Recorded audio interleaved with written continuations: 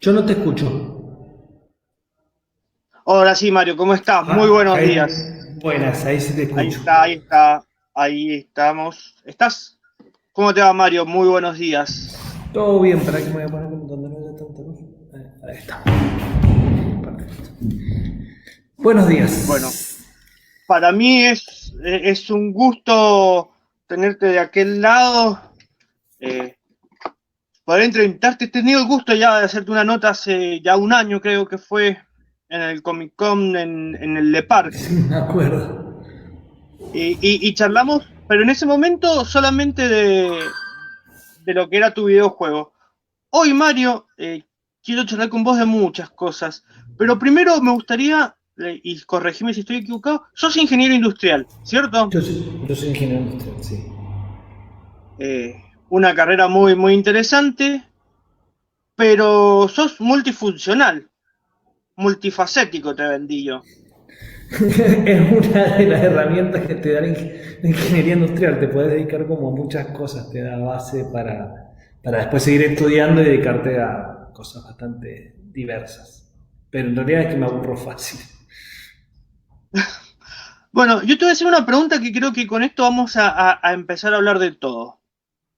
¿Cómo te trata la cuarentena, Mario? Pésimo, pero bueno, y eso que yo he tenido la suerte de estar exceptuado desde el principio, pero duro, duro. Los chicos en la casa, no entiendo bien departamento, no entienden mucho porque todo, tienen 3 y 5 años. Pero fuera del tema personal, que dentro de todo puedo yo zafarla bastante, porque como te digo, estoy autorizado a salir por temas de trabajo, me parece horripilante desde lo conceptual y filosófico el tema de la cuarentena. He estado cruzado con la cuarentena desde el día uno. Ha sido algo muy fuerte, algo que, bueno, obviamente, ahí entro en uno de los temas. Tenés una sola red social que es Facebook. Y somos muchos los que te seguimos ahí. Y la verdad, yo creo que de todos tus posts, hasta ahora, si has fallado en uno, es mucho. Fue como, yo te vengo siguiendo desde hace bastante, ¿no? Por muchas otras cosas. Y ahora con esto fue como, bueno, a ver qué dice Mario. Y, oh, al tiempo pasaba lo que habías dicho vos. Sí, Eh, una de las cosas que hago, bueno, empezó amateur y terminó siendo una empresa al final, es el tema de analizo muchas cosas. Pero, ¿sabés que al principio, más que por considerarlo incorrecto de forma que se había agarrado el tema de cuarentena y pandemia en general, eh, con cómo se llevó en el mundo y particularmente en Argentina, como te digo, es un tema filosófico. Me pareció un horror que el Estado te tenga que decir qué podés o qué no podés hacer. O sea, filosóficamente me parece horroroso. eh, Esto de decir, el Estado te tiene que decir qué tenés que hacer o qué no, eso implica un poco, nos implica a nosotros como sociedad, ¿no? Sí, de por sí Argentina es una sociedad que muchas veces se la puede, que de por sí digo, lo he medido, de tener altos niveles de ser reprogre, pero la sociedad apenas siente un poquito de miedo, le sale el fascismo de adentro eh, a todo vapor y la sociedad entera, casi en su totalidad, ha aplaudido medidas totalmente draconianas y quizás injustificadas por un tema de miedo. O sea, hemos visto vecinos acusando a otros, hemos visto ya denuncias anónimas por a gente que pasea el perro, o sea, es fascismo de libro casi. Y ahí vamos a ir un poco, por eso te dije que con la pregunta íbamos a ir a muchas cosas. Si hubieras tenido que escribir un libro, ¿esto se te hubiera ocurrido todo lo que está pasando ahora en Argentina y en el mundo? Mira, en realidad, dos de mis libros son posapocalípticos, pero son apocalipsis en serio, no esto. Eh, a mí me gusta muchísimo el concepto de apocalipsis. Yo crecí en los 80, todas nuestras películas eran apocalípticas, vivíamos en la Guerra Fría, mi trilogía favorita es Mad Max, ¿entendés? Eh, pero eran apocalipsis de un miedo real que ponen una guerra termonuclear. Esto fue un tema totalmente sobredimensionado, que ya están dando los números, que fue totalmente sobredimensionado, injustificado. Y a los números no hay con qué darle. Al principio te decían que uno era un inconsciente, que vos querés que la gente se muera. No había forma, ¿entendés? Que esto obviamente es una enfermedad contagiosa, que hay que tener cuidado, que hay que cuidarse, el distanciamiento social es adecuado. Pero de ahí a los números que empezaron a tirar al principio de esto, de 90 millones, 50 millones, era matemáticamente imposible. O sea, desde un principio uno se daba cuenta que esto estaba sobredimensionado. ¿Crees que eso es parte culpa de nosotros los medios de comunicación? Pero por supuesto, en realidad se retroalimenta el tema. Y de por sí lo medimos, hicimos un scrapping de redes sociales de todos los medios de comunicación. Y el tema es que se retroalimenta. Los medios de comunicación, pues esto podría llamarse, la radio siempre va a estar, yo creo que es uno de los medios que más inmunes a todo. Pero sí se notó mucho en la prensa de medios digitales, de diarios, sobreexacerbado el tema, porque yo creo que en realidad no es que está premeditado, ni mucho menos, ni un tema, no es un tema premeditado, ni mucho menos, sino que ante un mundo sobresaturado de noticias, porque seamos realistas, o sea, hoy los medios de comunicación nos permiten acceder a noticias de todo el mundo, algo que enganchó fuerte por un tema de medio da rating y por lo tanto se retroalimenta. La gente quiere escuchar que está viviendo el fin del mundo porque te mueve la sangre. A la gente le encanta siempre pensar. Sabes que hay una encuesta muy simpática que se hace como hace 100 años y todas las generaciones creen que su generación va a vivir un momento único en la historia del mundo. O sea, la gente tiene esa necesidad de creer que está viviendo algo que va a cambiar la historia de la humanidad. Y es lo que se sintió en esto. La gente en cierta forma tiene esa necesidad de sentir miedo biológica. Le encantan todo este tipo de cosas de rating y o sea, como la gente lo busca, los medios se lo dan. El tema de oferta y demanda sí fue manejado de forma un poco irresponsable en la transmisión de la información. ¿A qué me refiero a eso? Es una locura que recién ahora se está mejorando, que todo el tiempo se habló de números absolutos. Y la gente dice, se murieron 500 personas en Brasil. Suena un montón, o sea, a nadie te gustaría poner 500 personas en un frente muerta. El tema es que Brasil es un país de más de 200 millones de habitantes, todos los días mueren miles de personas por distintas razones. Pero cuando empiezan a hablar de números absolutos, sin ponerlos en un contexto de cuántos habitantes, Estados Unidos es el foco nuevo de las infecciones, todo en rojo, y que Trump prendió fuego. Y en realidad Estados Unidos es el tercer país más populoso del planeta. Son 340 millones de habitantes, que se te mueren 2000 en un día es lo más normal que te puede llegar a pasar. Obviamente estamos en una situación que no es normal. Hay un virus, es contagioso, hay que cuidarse, pero jamás los números apocalípticos que se tiraron en un principio, ni es el fin del mundo, ni es el apocalipsis, y de por sí las medidas que se tomaron han sido en particularmente una locura. Los otros días pasó algo que me causó mucha gracia. Hacían una entrevista a un ministro de salud sueco, que Suecia casi no ha tomado medidas, y aparte ahora la Organización Mundial de la Salud anda felicitando a Suecia cuando todas sus medidas sugeridas fueron lo opuesto a lo que hizo Suecia, y le preguntaron ¿qué opina del experimento que está llevando adelante Suecia?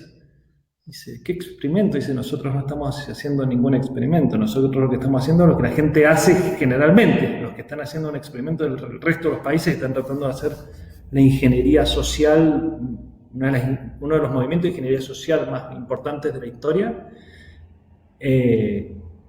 sabiendo cómo terminan los experimentos de ingeniería social. O sea, son de muy corto plazo y generalmente no funcionan. Che, Mario, ¿pensás que con este tema del COVID-19 muchos países aprovecharon para ocultar ciertas cosas, ciertos otros temas. Por ejemplo, en la Argentina veníamos de un enero-febrero donde el tema de los Radler había sido fundamental, había tenido una explosión y de repente todo se cayó. Bueno, ni hablar de la parte económica, ¿no? No, el tema de los rugbyers es lo que. O sea, ahí te muestra la necesidad, el bucle de los medios de dar lo que la gente quiere. También seamos realistas. Gente por piñaderas en Bolivia, un horror lo que hicieron estos pibes, tiene que tener preso. De por vida, si es necesario. Pero piñaderas en puerta de los boliches existen absolutamente todos los fines de semana y todos los fines de semana hay muertos por eso. Acá porque tenía un condimento de lucha de clase social, que la gente identificaba una clase social media alta a los rugbyers, entonces lo de los rugbyers fue una lucha social encubierta y por eso vendía. A la gente le encanta ver a la gente con plata como malos y a la gente humilde como buenos, y entraron como por un tubo y por eso vendió tanto. ¿Cuál es el signo astral de los rugbyers? Teníamos hasta esas notas. Obviamente todo eso fue tapado, como todas las noticias, un tema natural y de miedo por el COVID. El manejo de los. O sea, no se habla de otra cosa y aparte, entre más saturada la gente, o sea, es increíble, por sí lo he medido. Y se habla de muy pocas cosas aparte de eso, y el gobierno obviamente aprovecha, porque estamos en una situación económica catastrófica, y obviamente ahora va a ser todo culpa del COVID. La situación catastrófica ya estaba, pero se viene muy duro, pero muy duro a mi criterio. Pero bueno, políticamente quizás se la pueda zafar por el lado de que va a ser todo culpa del coronavirus, en teoría. La culpa es de antes, o sea, la situación económica está muy mal manejada. Ya venía mal de antes. Ya venía muy mal de antes. Esto va a dar una buena excusa, nada más, pero justamente ahí estaba posteando sobre excusas del coronavirus. Antes de ayer salió Chile a pedir deuda, salieron a pedir $2.000 millones a 2,5% anual a 10 años, y el mercado les ofreció 10.000. Entonces, ¿qué inflación tienen? 3%. ¿Y tuvieron coronavirus? Sí, o sea, al mismo nivel nuestro. Entonces, no es excusa de nada. O sea, los precios no se han tocado. Y la situación macroeconómica obviamente se va a sentir golpeada, pero no es que andan a los palazos con los bonistas y previendo inflaciones que no sabes. O sea, yo hoy en día tengo que hacer un plan de negocios y no le puedo poner el índice de inflación. Es desconocido lo que puede pasar de acá a unos meses. Sí, va a ser mucho. Va a ser mucho. ¿Y cómo, a ver, desde tu opinión, ¿no? ¿Cómo va a influir en la gente común, en el jubilado, en un estudiante, todo esto? Eso es lo que más me duele, porque les va a golpear muy fuerte a cualquier tipo de ahorro que tengan, a cualquier tipo de sueldo que tengan, la desocupación. O sea, yo no quiero ser. Ojalá Alberto arregle todo y Argentina salga bien de esto. Pero las medidas macroeconómicas que se están tomando me dicen todo lo opuesto.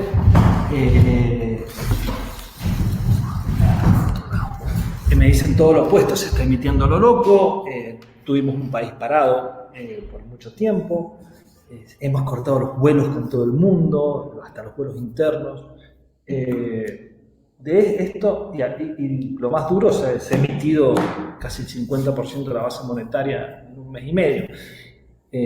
Parece que todavía no entienden lo que se viene hablando en teoría económica de hace 250 años.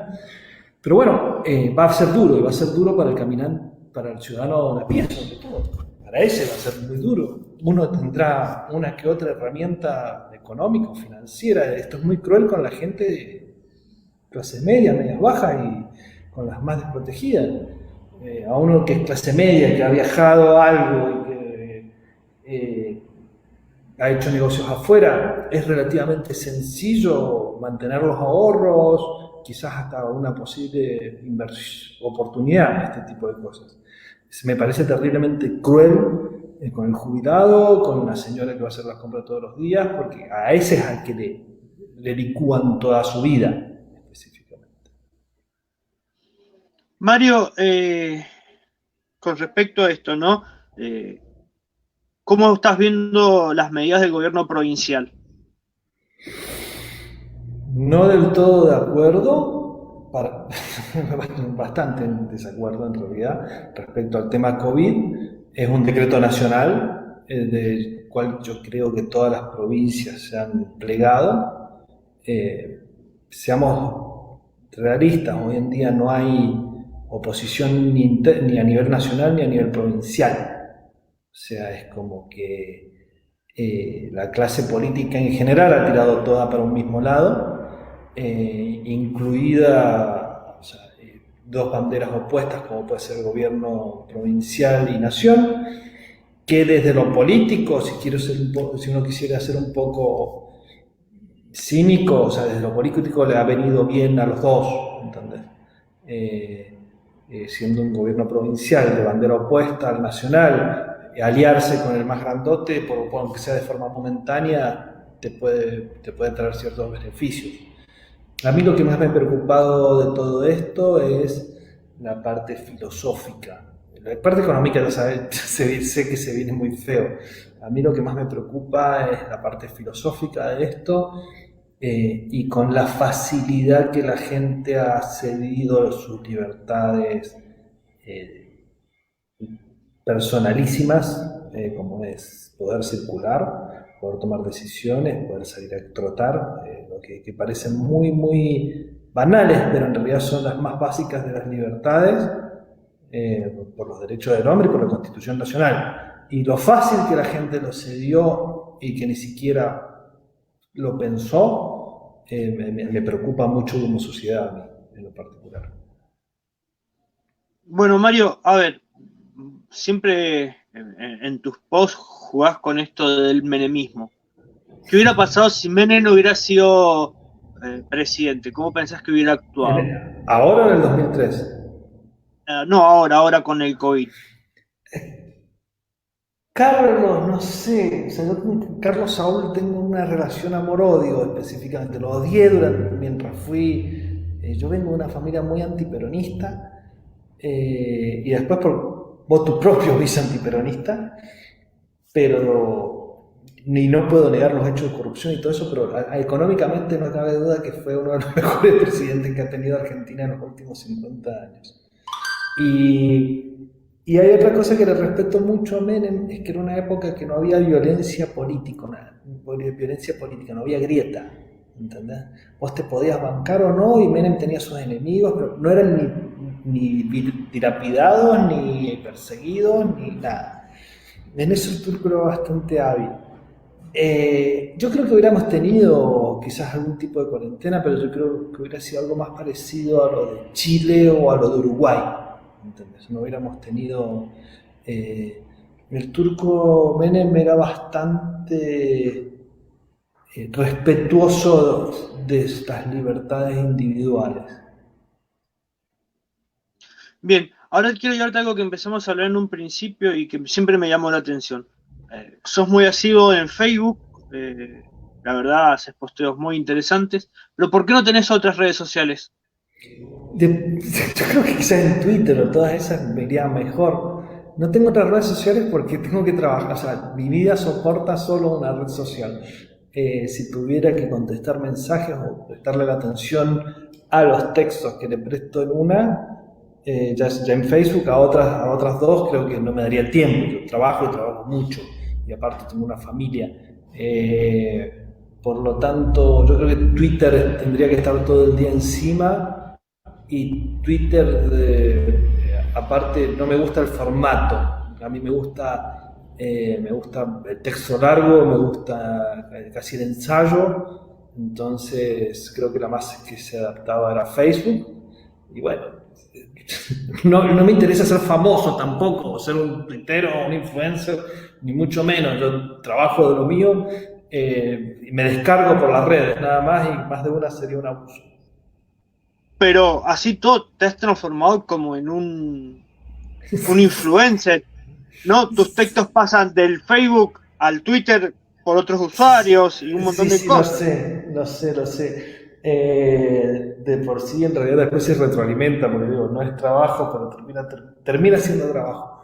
Eh, pero sí, eso de última demostrará que el texto estuvo bueno cuando hizo un salto entre redes, que lo haya hecho otra persona. De por sí, bueno, vos sabés, soy liberal, liberal clásico, y no soy muy creyente en los derechos de propiedad. Por lo tanto, mientras el mensaje haya sido replicado, aunque sea copiado en otra red, por mí es suficiente. Bueno, Mario, a ver, recién hablabas, me dice antiperonista, ¿no? Pero has hecho un libro que también ha repercutido tanto a nivel provincial como a nivel nacional, como fue los tecnoperones. ¿Cómo nace eso y si habrá una segunda parte después de todo esto? La segunda parte, me miedo muchísimo la segunda parte de los tecnoperones. Yo creo que medio que es antinatural por cómo es el formato del libro.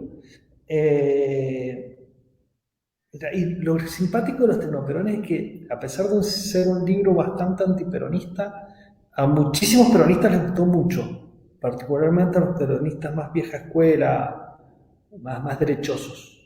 Al kirchnerista no le gustó mucho, pero al peronista clásico le gustó mucho de por sí. El prologuista del libro es Carlos Campolongo, que fue funcionario de Perón. Eh, y que el peronismo a mí es un tema que me parece siniestro, pero al mismo tiempo me apasiona. Y sabes que lo he estudiado mucho y para el libro lo estudié toneladas de material desde didáctico del primero y segundo gobierno de Perón a lo que se te ocurra. Me bajé 55 tomos de Mundo Peronista y me los leí de principio a fin. Y es fascinante y a veces es casi increíble que eso haya pasado. Eh, y bueno, como te dije, nací en los 80, nací en los 70, en realidad yo soy del 77, pero me comí toda la movida de películas post-apocalípticas ochentosas, de Escape de Nueva York, Mad Max, y eso pegó muy fuerte en mi infancia. Y siempre me gustaron los conceptos post-apocalípticos. Bueno, lo mezclé con peronismo, Argentina, y pues salió el imperio de los tecnoperones, que es un imperio post-apocalíptico justicialista. Y anduvo bien, anduvo muy bien el libro. Y también anduvo muy bien el de los zombies, ¿no? Eso también apocalíptico.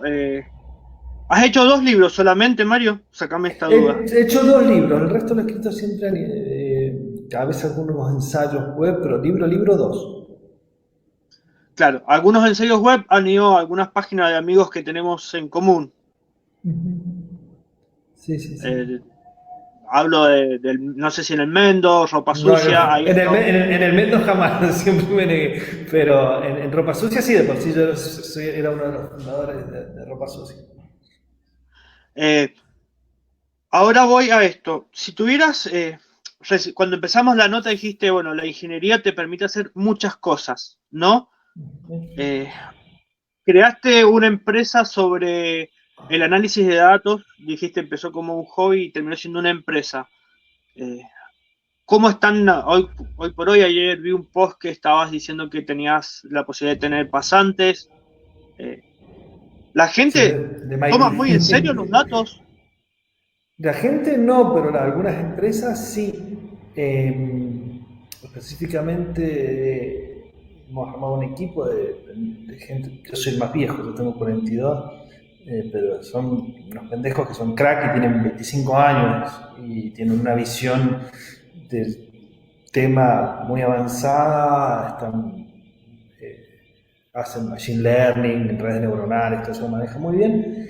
Y la verdad es que Argentina, el nivel de ese tipo, cuando empecé con esto me di cuenta que había un hueco en el tema de análisis de datos y data sciences que están en la cresta de la ola a nivel mundial y que había un hueco muy grande en el mercado ahí, que las consultoras que hay o eran demasiado grandes y extranjeras e impagables, o mucho chanta dando vuelta, y bueno, entonces armamos un plan y nos empezó a ir bien. De por sí agarramos clientes relativamente rápido. Es una empresa chica, obviamente, por el momento, pero se mantiene y tiene 5 personas. Para ser nueva, esta anda bastante bien. ¿Y nunca te has puesto a pensar, o con los chicos, o con quien sea, ¿no? Esto de decir, bueno, armo una encuestadora, no sé si acá en Mendoza hay, la verdad no tengo muy idea, una encuestadora para nivel político, para diferentes actividades, ¿no? ¿Viste cómo está en Buenos Aires, por ejemplo? Yo asesoro a nivel político, pero lo mío justamente es lo opuesto al tema de las encuestadoras. Hago otra cosa, se puede llegar a complementar, pero yo analizo datos en números grandes, no encuestas. Una encuesta en Mendoza puede Bien. tener 1000, 2000, 3000 como máximo, que son muestras válidas. Yo analizo otras cosas, yo analizo humor social, o sea, pero uso redes y utilizo qué es lo que está pasando en las redes, no hago encuesta directa. Mira, acabas de decir algo interesante, ¿no? Utilizo lo que pasa en las redes. ¿Te basás mucho en esto de la tecnología? De cómo está la situación en las redes sociales. Sí, de por sí, Eh, uno de mis productos que más utilizo es ese. Nosotros hacemos análisis de qué es lo que la gente está diciendo en las redes sociales, y cómo reacciona a noticias en particular. Entonces tenemos algoritmos de análisis de sentimientos y un montón de cosas. Entonces podemos ir sí. viendo qué es lo que pasa. ¿Y cómo estamos a nivel mundial, Mario? ¿En qué tema? En general, la Argentina o Mendoza, ¿cómo está a nivel mundial? Vista. Vistas, ese es un gran tema. A los argentinos nos cuesta mucho. Yo tengo la fortuna y la suerte de vivir muchas veces afuera. He vivido en 5 países por trabajo. Y nosotros tenemos un problema muy grande que creo que es heredado de hace mucho tiempo, de creer que somos un país relevante en el mundo. Argentina es un país totalmente periférico en el mundo. Si nosotros de por sí, si Argentina desapareciera, el mundo tendría cierto impacto, pero no sería catastrófico. O sea, nuestro aporte al mundo es relativamente chico, ya sea económico, intelectual o en lo que sea. Entonces, primero, ¿cuál es el impacto de Argentina en el mundo? Poco y nulo. Geopolíticamente sí, es un país un poquito más importante a nivel Latinoamérica, los 3 países más importantes. A Chile le puede ir fantástico, un país que admiro mucho, pero geopolíticamente no pesa. Entonces, los únicos 3 países que pesan en Latinoamérica son México, Brasil y Argentina, en geopolítica. Pero en el resto de cómo nos veo en el mundo, y mal. Nos veo mal y con una perspectiva a corto plazo aún peor. Más en un mundo que creo que después de todo este tema COVID puede tirar más a algo que aún nos va a afectar aún más a nosotros, que somos exportadores natos. No natos, somos exportadores naturales en realidad. Que es que puede haber cierta vuelta al nacionalismo en varios países, lo cual nos afectaría un poco, pero Argentina a corto plazo la veo muy muy mal, que eso no va a impactar al mundo en lo más mínimo. Y después, respecto a las otras cosas, Argentina sí tiene cosas muy valorables. A mí me gusta mucho la gente, la forma de ser del argentino. Somos gente cálida, somos gente amable, por más que no parezca.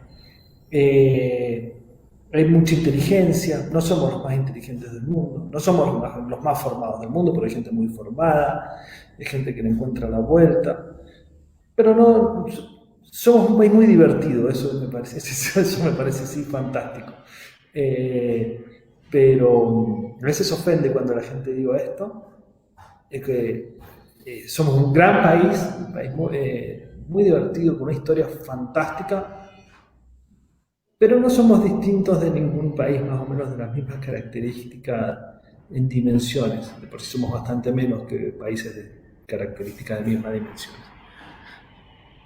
Mario, sé que sos un hombre muy ocupado, te agradezco estos minutos que hemos tenido para charlar y para cerrar me gustaría que le dijeras al oyente, a los que están viendo el video, los que se van a sumar después, algún mensaje, algo que Mario Japaz les deja. Yo no soy nadie para dar consejos, pero fuera de eso, que ojalá todo se mejore a nivel. El tema COVID va a pasar, como va a pasar todo. Ojalá el impacto humano sea el menor posible, pero a mí lo que me preocupa es específicamente lo económico y lo social. A tomar aire y aguantar, porque después todo pasa, pero bueno, sí se vienen tiempos un poco difíciles, en los cuales yo creo que si después la gente tiene la resiliencia de soportarlo sin llegar a la violencia, yo creo que sí después de esto se puede, no te digo resurgir, pero sí se puede venir un periodo interesante de rebote y de reflexión. Y no me refiero al COVID, me refiero a la crisis posterior político-económica que veo que se viene. Y yo creo que después de eso sí puede haber un gran conflicto que nos genera cierta maduración interna, y creo que es de lo que deberíamos aprender, de tener la suficiente sabiduría dentro de un año, de haber aprendido de lo que va a pasar. Y con eso yo me sentiría conforme y que el quilombo que se viene se pase de la forma con menor dolor posible, para mucha gente que no está en la misma situación que uno, que va a ser realmente difícil. Bueno, Mario, muchísimas gracias por tu tiempo y bueno, espero que en algún momento nos encontremos por ahí a seguir charlando de todo. Buenísimo, igualmente. Nos vemos. Chao, Mario, nos vemos, hasta luego. Chao, chao. Ahí pasaba Mario Japaz, un multifacético consultor, ingeniero industrial. Eh, nos vamos despidiendo ya de Mañanas de Café. Son las 11 de la mañana, será hasta mañana con un nuevo programa. Mañana vamos a estar con los chicos de Vínculos, charlando de un montón de cosas de asesoría, de todo lo que está pasando con la FIP. Esta tarde a las 16 horas, recuerden, está El Fantasma Deportivo con Gabriel Peregrina, Fernando Araya, Uriel Cingarello. Y después a las 19, el Tecno Fantasma con el señor Brian Díaz. Soy Walter Rodríguez, esto fue Mañanas de Café en Radio Fantasma. Chao, nos vemos.